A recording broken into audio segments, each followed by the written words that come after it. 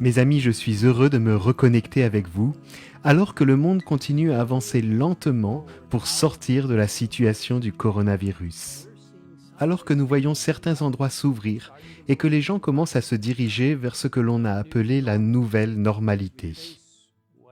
Alors que nous sommes confrontés, quoi qu'il arrive, c'est un excellent moment pour approfondir la parole de Dieu, qui ne change jamais, en particulier les prophéties, car elles donnent l'assurance que la parole de Dieu est absolument vraie. Ces 2 dernières semaines, nous avons examiné les prophéties qui se trouvent dans le livre de Daniel.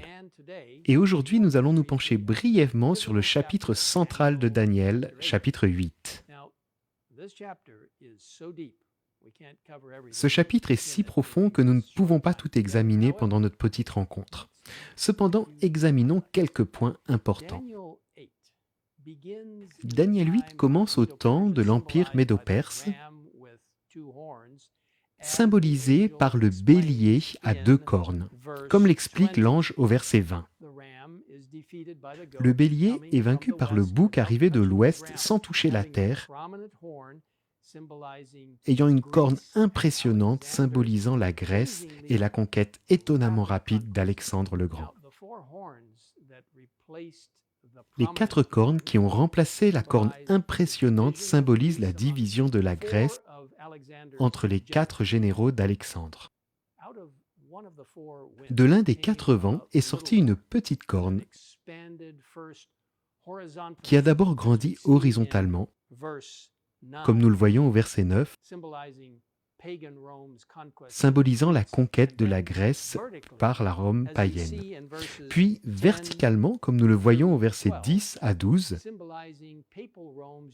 symbolisant les errances des gens surfant sur les pouvoirs et les prérogatives qui appartiennent à Jésus, appelé ici le prince des princes.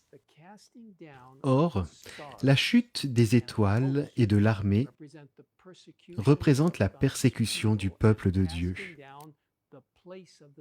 Et la chute de la place du sanctuaire indique que le pouvoir papal cherchait à remplacer le ministère de Jésus dans le sanctuaire céleste par un faux sacerdoce et un faux système de salut.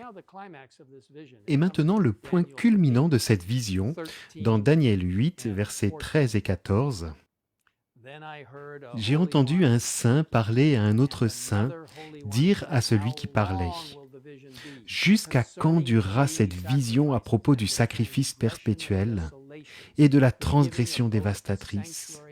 Jusqu'à quand le sanctuaire et l'armée seront-ils livrés au piétinement ? » Et il m'a dit, « Encore 2300 soirs et matins, puis le sanctuaire sera purifié. » Vous savez, la question « jusqu'à quand » a été posée à maintes et maintes reprises par le peuple de Dieu.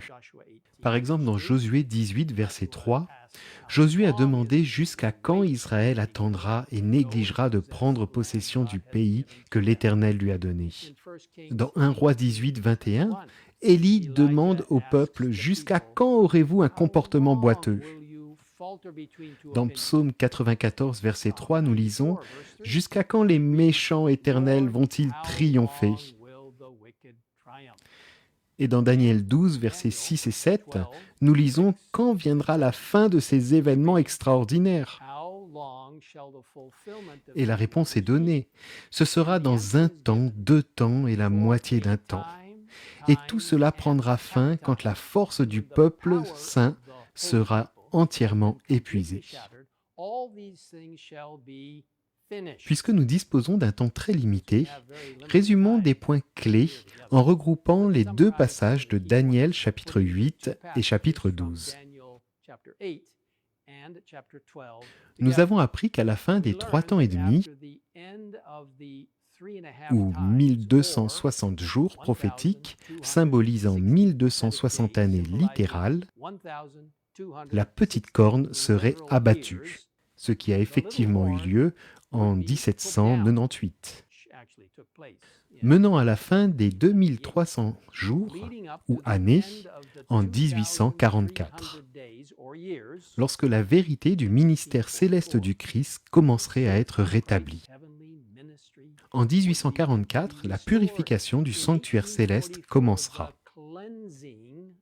faisant référence au jugement du peuple de Dieu et révélant qui fera partie du royaume du Christ. Ainsi, vous savez, chers amis, le sujet du ministère du Christ dans le sanctuaire céleste est si important pour nous à comprendre. Dans ce merveilleux livre, La tragédie des siècles, page 530, nous lisons « Le peuple de Dieu devrait comprendre parfaitement le sujet du sanctuaire et du jugement. Chacun devrait être au courant de la position et de l'œuvre de notre souverain sacrificateur. Sans cette connaissance, il n'est pas possible d'exercer la foi indispensable en ce temps-ci, ni d'occuper le poste que Dieu nous assigne. Dans notre vidéo de la semaine prochaine, nous allons parler du sanctuaire céleste et de ce que Jésus y fait et de ce qui nous concerne en ce moment. C'est un message tellement vital et pertinent pour nous aujourd'hui. En conclusion, je voudrais vous encourager à prendre courage. Jésus-Christ, notre souverain sacrificateur, exerce son ministère pour nous en ce moment même dans le sanctuaire céleste, comme l'indiquent les Écritures. Nous pouvons avoir confiance en lui et en sa sainte parole.